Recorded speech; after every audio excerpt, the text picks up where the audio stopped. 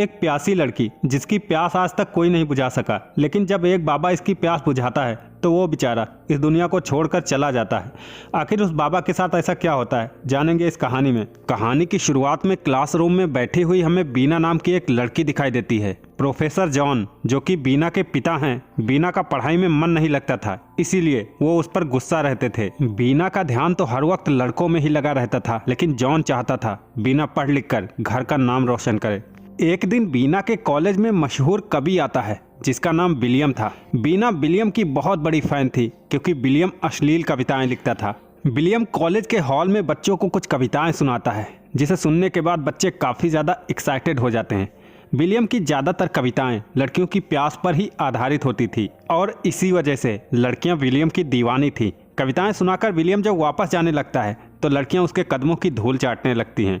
William अपनी गाड़ी में बैठा हुआ दारू पी रहा होता है, तभी बीना आकर उसकी गाड़ी में बैठ जाती है। विलियम को पता था बीना प्रोफेसर जॉन की बेटी है। बीना विलियम से घर तक की लिफ्ट मांगती है और विलियम उसे लिफ्ट देने के लिए तैयार हो जाता है। रास्ते में बीना विलियम से गर्म गर्म बातें करने लगती है ताकि विलियम उसके खेत की जुताई कर सके। चूंकि विलियम पहले से दारू के नशे में था, इसीलिए वो बीना को दबोच लेता है, लेकिन वो उसके खेत की जुताई करता इससे पहले ही विलियम की गाड़ी बीना के घर तक पहुंच जाती है। चूंकि विलियम काफी ज्यादा नशे में था, इसीलिए बीना उसे अपने बेसमेंट में ले जाती है ताकि उसके पिता को विलियम के बारे में ना पता चल सके। बीना के पड़ोस में रहने वाला सैम नाम का लड़का ये सब देख रहा था। अब बीना विलियम को बेसमेंट में लिटाकर सैम के पास जाती है और उससे मदद मांगती है ताकि ये दोनों मिलकर विलियम का नशा उतार सकें। जब विलियम के हाथ बीना की एक डॉल लग जाती है तो विलियम उसी डॉल के साथ शुरू हो जाता है। इधर बीना और सैम बेसमेंट में आ चुके थे, जबकि ड्राइवर गाड़ी के पास चला गया था। सैम न जाने कब से बीना की खेत की जुताई करना चाहता था और आज उसे वो मौका मिल गया था, इसीलिए वो बीना को दबोच लेता है। बीना भी अपनी प्यास बुझाना चाहती थी। अब सैम बीना के खेत की जुताई कर पाता उससे पहले ही जॉन अपने दोस्तों के साथ बेसमेंट में आ जाता है और बेसमेंट का नज़ारा देखने के बाद जॉन के होश उड़ गए थे।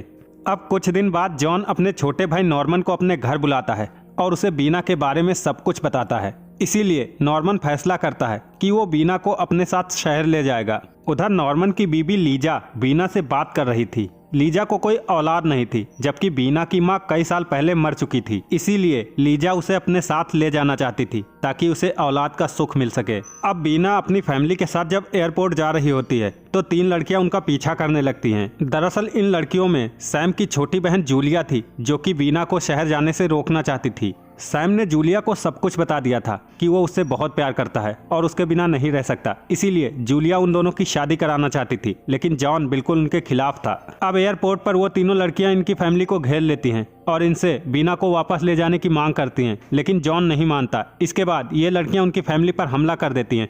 अब एयरपोर्ट से एक प्लेन उड़ने वाला था, इसीलिए बीना की फैमिली उसके पीछे भागने लगती है। अब प्लेन में कुछ आर्मी वाले मौजूद थे जो कि बीना को तो ऊपर खींच लेते हैं, लेकिन जब जॉन को ऊपर खींचने लगते हैं तो जूलिया उसके सर पर हमला कर देती है, जिससे कि उसका सर डैमेज हो जाता है। अब कुछ दिनों बाद हमें शहर की कहानी दिखाई जाती है, जहां पर नॉर्मन अपनी बीबी लीजा और अपनी भतीजी बीना के साथ एक हॉस्पिटल में था। ये कोई आम हॉस्पिटल नहीं था, बल्कि यहाँ पर सर्जरी लोगों के सामने की जाती थी और इस हॉस्पिटल में आज जॉन की सर्जरी होने वाली थी। नॉर्मन बीना को बताता है जॉन की सर्जरी करने वाला डॉक्टर मैक्स बहुत ही मशहूर डॉक्टर है और वो सभी के सामने सर्जरी करता है। नॉर्मन की बात खत्म होते ही डॉक्टर मैक्स सर्जरी हॉल में आ जाता है, जहाँ पर सभी लोग उसका स्वागत करते हैं। मैक्स बहुत ही मशहूर सर्जन था। आज तक उसने जितनी भी सर्जरी की थी सब के सब जिंदा बच गए थे। अब मैक्स जॉन की सर्जरी शुरू कर देता है और बहुत जल्द उसकी सर्जरी कंप्लीट कर लेता है।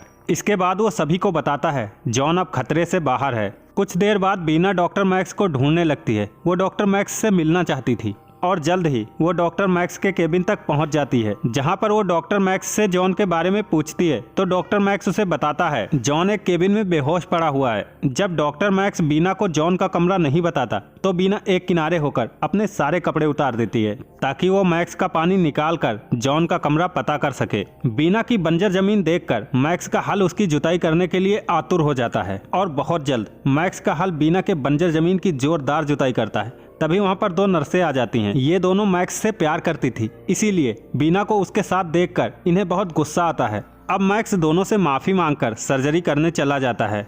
अब इनमें से एक नर्स बीना को मारना चाहती थी, वो उसे बेहोश करने वाली थी। उनके इरादे जानकर बीना वहां से भागने लगती है और भागते हुए वो सर्जरी हॉल तक पहुंच जाती है, जहां पर मैक्स लीजा की सर्जरी करने वाला था। लीजा बीना को देखकर कहती है, इन्होंने जॉन को मार दिया है और ये लोग तुम्हें भी मारने वाले हैं। उसकी बात सुनकर बीना फिर से भागने लगती है और भागते हुए बाहर आ जाती है। डॉक्टर मैक्स नए नए लोगों पर नई नई सर्जरी का अभ्यास करता था और इसमें बहुत से लोग मारे जाते थे, लेकिन ये बात वो लोगों से छिपा लेता था। बीना भागते हुए काफी दूर पहुंच जाती है, तभी उसे सड़क पर खड़ा हुआ एक ट्रक दिखाई देता है। चूंकि बीना इस शहर से दूर जाना चाहती थी, क्योंकि मैक्स की टीम उसे ढूंढ रही थी, इसीलिए वो एक कंटेनर में घुस जाती है।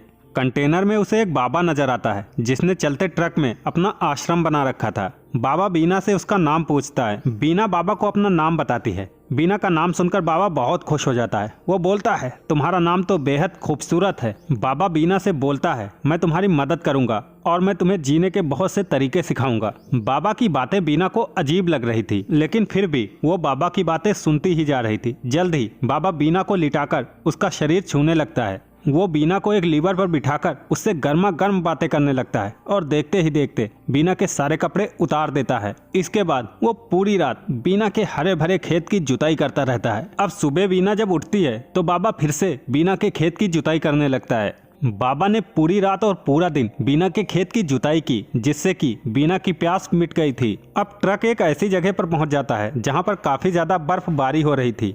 बाबा और बीना अभी भी मेहनत करने में लगे हुए थे। तभी बर्फ का एक गोला कंटेनर की छत तोड़ देता है। कंटेनर की छत टूटने के कारण बर्फ अंदर गिरने लगी थी, लेकिन दोनों पर इसका कोई भी असर नहीं हो रहा था। दोनों तो बस अपनी ही दुनिया में खोए हुए थे और बहुत जल्द दोनों बर्फ में ढक जाते हैं। अब ट्रक एक गर्म जगह पर पहुंच जाता है। ट्रक रुकते ही बीना बाहर निकलती है और वहां से भाग जाती है। जब ट्रक काफी देर तक वहां से नहीं हटता तो पुलिस वाले कंटेनर के अंदर जाते हैं, जहां पर उन्हें बाबा की लाश मिलती है। ये बाबा ट्रक के अंदर ही अपना नया धर्म चलाता था और जब भी इसे सड़क पर कोई लड़की मिलती तो उसे अपनी बातों में फंसाकर उसके खेत की जुताई करता था। लेकिन इस बार बेचारा ठंड में जमकर मर गया।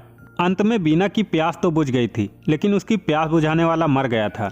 बीना अब भी शहर में इधर उधर भटक रही थी ताकि कोई परमानेंट उसकी प्यास बुझाने वाला मिल सके। और इसी के साथ ये कहानी खत्म हो जाती है।